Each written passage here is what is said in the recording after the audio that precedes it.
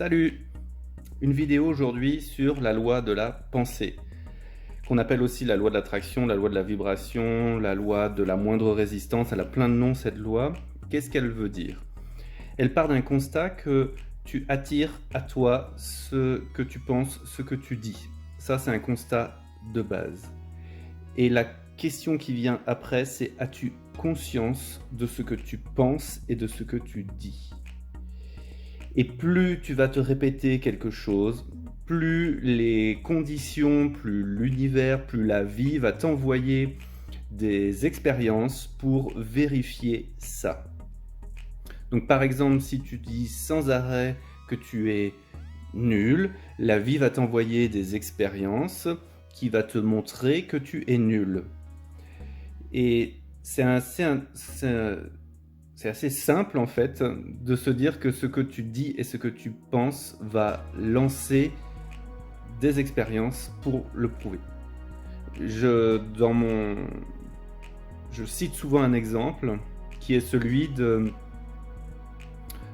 quand j'ai déclaré, et d'où ça vient, à la limite on s'en fout, mais j'ai déclaré que j'avais pas le sens de l'orientation, et donc il m'est arrivé d'avoir du mal à retrouver ma voiture quand je la garais dans un endroit que je connaissais pas.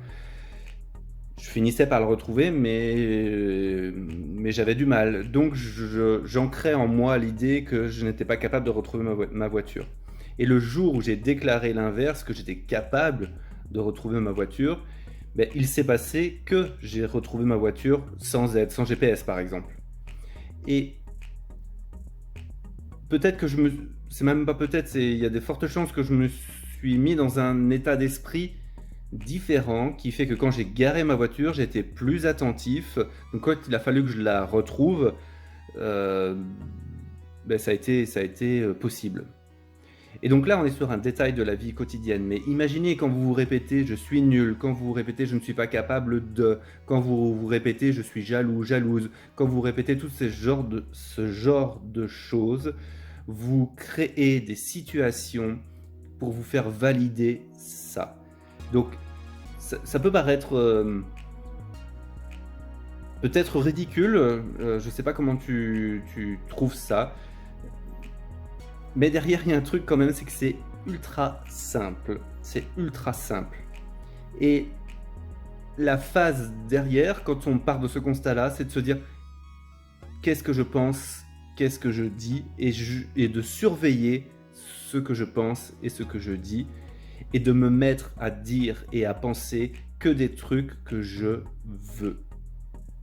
Et une question que je me pose régulièrement, c'est « Sébastien, c'est ça que tu veux là, dans cette situation ?» Non, non, non, non, non, non.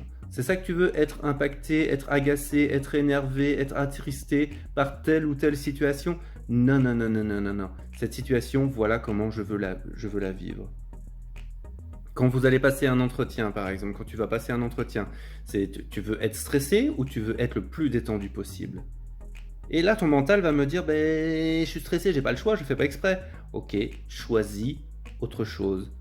Vérifie par toi-même que tu peux décider, par exemple, d'être zen à cet entretien, et c'est ce qui va se passer. Bonne expérimentation de cette loi de la pensée.